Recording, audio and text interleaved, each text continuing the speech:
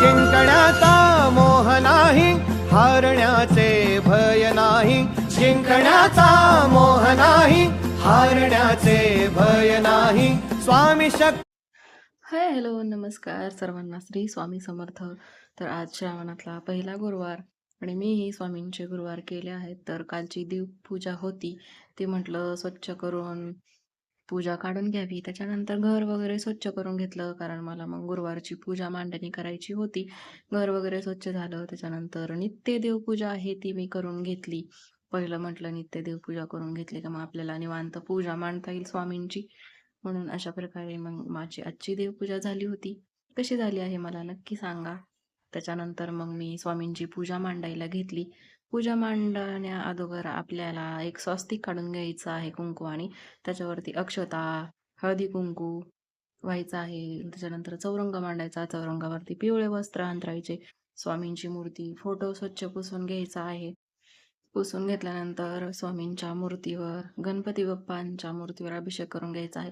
प्रथम पूजनाचा मान गणपती बाप्पाला आहे, तर गणपती बाप्पाचा अभिषेक करून त्याच्यानंतर स्वामींचा छान मी असा पंचामृताने अभिषेक करून घेतला.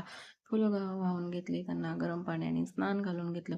त्याच्यानंतर एक चौरंग मांडला. चौरंगावरती स्वामींचा फोटो, अक्षता वाहून गणपती बाप्पांना स्थापित केलं. त्याच्यानंतर मूर्ती, स्वामी चरित्र सारामृत, नित्यसेवा पुस्तक, स्वामींना हार घालून घेतला, समया मांडून घेतल्या.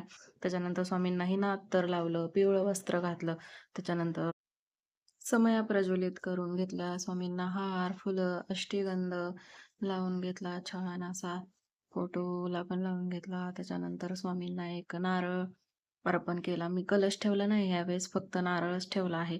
त्याच्यानंतर फुलं, फळं वाहून घेतली, अक्षता वाहून घेतल्या, अगरबत्ती लावून घेतली.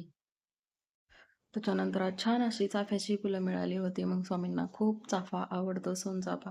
त्याच्यानंतर रांगोळी वगैरे काढून घेतली, संकल्प करून घेतला, तुपाचा दिवा लावून घेतला. तुपाचा दिवा लावून घेतल्यानंतर स्वामींना 11 वेळा तुळशीचे पानं वाहून घेतली. श्री स्वामी समर्थ, श्री स्वामी समर्थ असा मंत्र जपून आपल्याला 11 वेळा 21 वेळा तुळशीचे पानं वाहून घ्यायचे आहेत. त्याच्यानंतर स्वामींना जे फराळाचा नैवेद्य होता तो दाखवून घेतला. त्याच्यानंतर धूप दाखवून घेतलं. धूप झाल्यानंतर मी जे अभिषेक केलं होतं आणि ते ताटातलं पाणी खाली सांडलं. तर अशी स्वामींची प्रतिमा उमटली होती. मला खूप आनंद झाला की पहिल्याच गुरुवारी स्वामींनी मला आशीर्वाद दिला. त्याच्यानंतर मग माझ्या ज्या सेवा आहेत त्या मी करून घेतल्या. 11 माळी श्री स्वामी समर्थ जप करून घेतला. त्याच्यानंतर जे स्वामी स्तवन असते आपल्याला, ते स्वामी चरित्र सारामृत वाचण्याच्या अगोदर वाचायचं असतं, ते एकदा पठण करून घेतलं. त्याच्यानंतर 1 ते 21 अध्याय स्वामी चरित्र सारामृतामधले वाचन करून घेतले. त्याच्यानंतर 11 वेळा तारक मंत्र बोलून घेतला. तारक मंत्राचं पाणी भरून घेतलं मी 11 वेळा. त्याच्यानंतर मी जो दारामध्ये लावायला दिवा मागवला होता तो लावला होता. खूप छान वाटत होतं.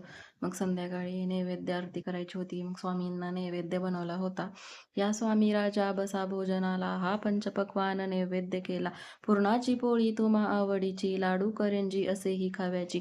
डाळिंब द्राक्षे फळे आणि मेवा, हे केशरी दूध घ्या स्वामी देवा. असं बोलून आपल्याला स्वामींना नैवेद्य दाखवायचा आहे. त्याच्यानंतर नैवेद्य आरती करून घेतली.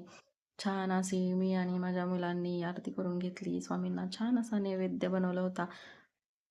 तर आजचा गुरुवार असा झाला होता. स्वामी खूप प्रसन्न आणि आनंद वाटत होते मला.